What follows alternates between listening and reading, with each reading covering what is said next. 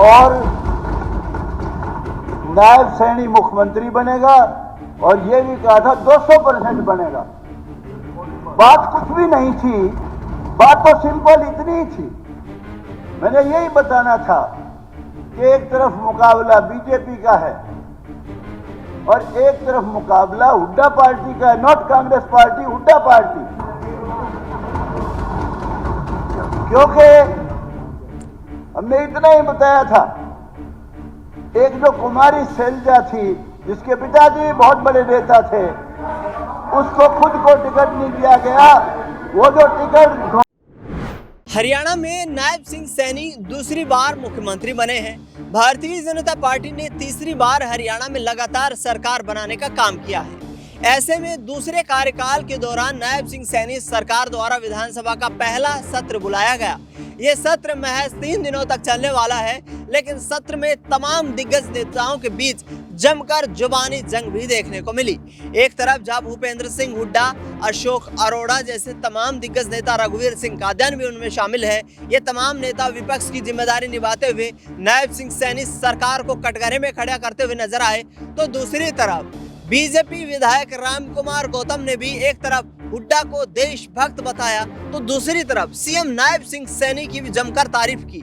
भूपेंद्र सिंह हुड्डा और रामकुमार गौतम के बीच विधानसभा सदन के भीतर ही जुबानी जंग भी देखने को मिली।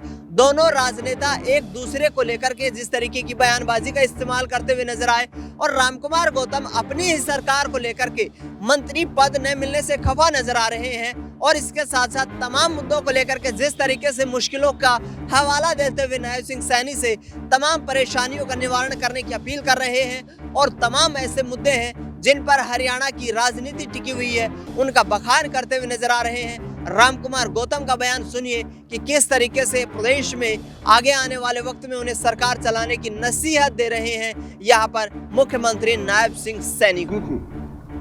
उसी दिन मैंने घोषणा की थी कि 50 सीट मिनिमम बीजेपी की आएंगी और नायब सैनी मुख्यमंत्री बनेगा, और यह भी कहा था 200% बनेगा। बात कुछ भी नहीं थी, बात तो सिंपल इतनी ही थी। मैंने यही बताना था कि एक तरफ मुकाबला बीजेपी का है और एक तरफ मुकाबला हुड्डा पार्टी का है, not Congress party, Hooda party. क्योंकि हमने इतना ही बताया था, एक जो कुमारी शैलजा थी जिसके पिताजी बहुत बड़े नेता थे, उसको खुद को टिकट नहीं दिया गया। वो जो टिकट गौतम जी गवर्नर आई थी उसको भी गवर्नर एड्रेस पे रही है। हमने बताया था उस समय, गवर्नर एड्रेस उस समय मैंने बताया था, गवर्नर एड्रेस पे रही है। कंपेयर करना था सिर्फ के मुकाबला था, हरियाणा में किसी और पार्टी का नहीं था, मुकाबला था बीजेपी का और हुड्डा साहब का। आप गवर्नर एड्रेस पे रही है और हुड्डा साहब का, ठीक है, हुड्डा साहब पार्टी आपकी है और का दखल ही नहीं कुछ भी। क्या गलत कह दिया हुड्डा साहब वो कुछ कहें। अध्यक्ष पंडित जी जो है रामकुमार जी बड़े अच्छे आदमी, मेरे पुराने मित्र हैं, इनको बोल दे जो कहते हैं, फिर बोल के माफी भी जल्दी मांग लेते हैं। मैं कहता तो मैंने बड़ी गलती करी जो उसके खिलाफ बोले, आपने बोल रहे हो, फिर हुड्डा साहब सबके बीच में कहता हूं, सुनो, हुड्डा साहब सबके बीच में आप दोनों की दोस्ती बनी रहे। जो आपने सरकार चलाई है वो बिल्कुल गलत थी, मैं उसका हामी नहीं हूं बिल्कुल भी, लेकिन इंसान अच्छे हो, आपकी रगों में गलत खून नहीं है। But you are surrounded by bloody rejected people of Om Prakash Chautala. आप कांग्रेसी, आपके साथ है ही नहीं कोई भी। अध्यक्ष महोदय, ये सारे लोग सलाहकार हैं, गीता जी मैं ये कहता हूँ, अरे आप तो अलग हो यार, छोड़ो। अध्यक्ष महोदय, माननीय सदस्यगण, माननीय महोदय, सदस्यगण, मैं सदन की जानकारी के लिए बताना चाहता हूं कि ऋषिकुल विद्यापीठ सोनीपत के विद्यार्थी तथा स्टाफ आज सदन की कार्रवाई देखने के लिए दर्शक दीर्घा में उपस्थित थे, अभी हैं। मैं अपनी तथा सदन की तरफ से इनका बहुत बहुत स्वागत करता हूं। माननीय सदस्यगण, आज सदन में श्रीमती किरण चौधरी, सदस्य राज्यसभा, अध्यक्ष दीर्घा में उपस्थित हैं, ये सदन उनका भी स्वागत करता है। जी राम कुमार गौतम। अध्यक्ष महोदय, क्योंकि मुकाबला सिर्फ हुड्डा साहब का, नायब सैनी का, बीजेपी का और हुड्डा साहब की पार्टी का था, इसलिए हमने कंपेयर यही समय करना था। बस 10 साल का हुड्डा साहब का कार्यकाल और 10 साल का बीजेपी का, मनोहर लाल खट्टर जी का और नायब सैनी का कार्यकाल, इतनी सी बात थी। वो मुझे पता था कि भाई हम हर गांव में जा जाके पूछते थे, भाई तेरे गांव में कितने छोरे लगे 10 साल में हुड्डा साहब के राज में? एक भी नहीं। भाई खट्टर साहब वाले में कितने लगे? 70, 60, 65, 55, 15।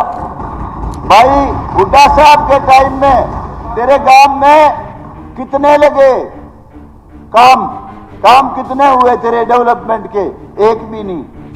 भाई खट्टर साहब के राज में और नायब सैनी के राज में कितने काम हुए कि जी इतने लाख के, इतने करोड़ के?